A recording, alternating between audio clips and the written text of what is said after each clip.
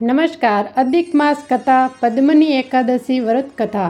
अधिक मास के शुक्ल पक्ष की एकादशी को पद्मिनी एकादशी कहा जाता है। ये एकादशी भगवान विष्णु को अत्यंत प्रिय मानी जाती है। इस व्रत को करने से मनुष्य के सभी पाप नष्ट होते हैं, सुख समृद्धि प्राप्ति होती है और अंत में मोक्ष मिलता है। पद्मिनी एकादशी के दिन प्रातः स्नान करके स्वस्थ वस्त्र धारण करें, घर के मंदिर में दीप जलाकर भगवान विष्णु और माता लक्ष्मी की पूजा करें, व्रत का संकल्प लेकर फलाहार करें और दिन भर भजन कीर्तन करें। रात्रि जागरण और विशेष महत्व बताया गया है।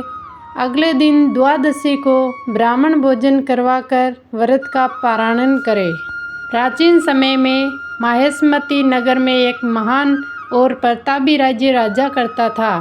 उसका नाम था राजा कृतवीर्य। राजा बहुत धार्मिक, दानी और प्रजावत्सल था। उनकी अनेक रानियां थीं, परंतु उससे कोई संतान नहीं थी। संतान न होने के कारण राजा और सभी मुख्य रानी थे अति दुखी रहते थे। राजा ने अनेक यज्ञ दान दिए, तीर्थ यात्रा की, परंतु उन्हें संतान सुख प्राप्ति नहीं हुई। समय बीतता गया, राजा वृद्ध होने लगा।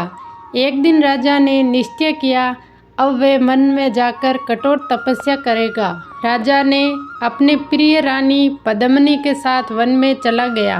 वहाँ दोनों ने वर्षों तक भगवान विष्णु की कठोर आराधना की। राजा ने भोजन त्याग दिया और केवल फल फूल में रहने लगा। धीरे धीरे उसका शरीर अत्यंत दुर्बल हो गया। रानी पद्मिनी ने अपने पति की यह दशा देखकर बहुत दुखी हुई। एक दिन वहाँ महान पतिव्रता अन्नसूर्या माता आई। रानी पद्मिनी ने उनके चरणों में प्रणाम किया और बोली, हे माता, मेरे पति संतान प्राप्ति के लिए कठोर तप करने हैं। कृपया करके कोई ऐसा उपाय बताइए जिससे हमारी मनोकामना पूर्ण हो जाए। तब अनुसूया माता ने कहा, हे देवी, यदि अधिक मास के शुक्ल पक्ष में आने वाली पद्मिनी एकादशी का व्रत अत्यंत पुण्यदायक है।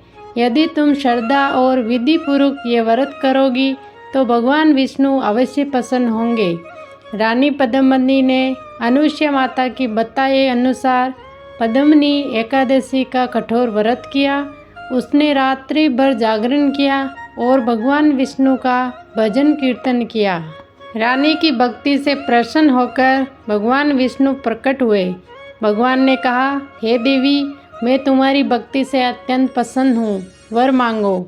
रानी पद्मिनी ने हाथ जोड़कर कहा, हे प्रभु, मेरे पति को ऐसा पुत्र प्राप्त हो जो संसार में महान, पराक्रमी और यशस्वी हो। भगवान विष्णु ने तथास्तु कहा और अंतर्ध्यान हो गए।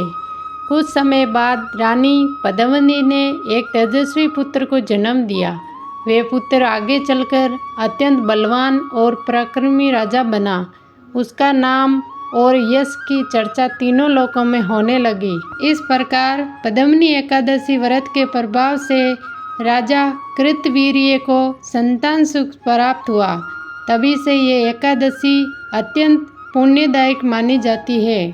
पद्मिनी एकादशी का व्रत का महत्व, इस व्रत से सभी पाप नष्ट होते हैं, संतान सुख की प्राप्ति होती है, घर में सुख समृद्धि आती है, भगवान विष्णु और माता लक्ष्मी की कृपा प्राप्त होती है, अंत में मोक्ष की प्राप्ति होती है। व्रत में बोले जाने वाले मंत्र, ओम नमे भगवते वासुदेवाय, ओम विष्णवे नमे। तो इस तरह से ये पद्मिनी एकादशी व्रत की कथा समाप्त होती है। अगर वीडियो पसंद आए तो वीडियो को लाइक, शेयर, कमेंट और चैनल को ज़रूर सब्सक्राइब कीजिएगा। जी धन्यवाद।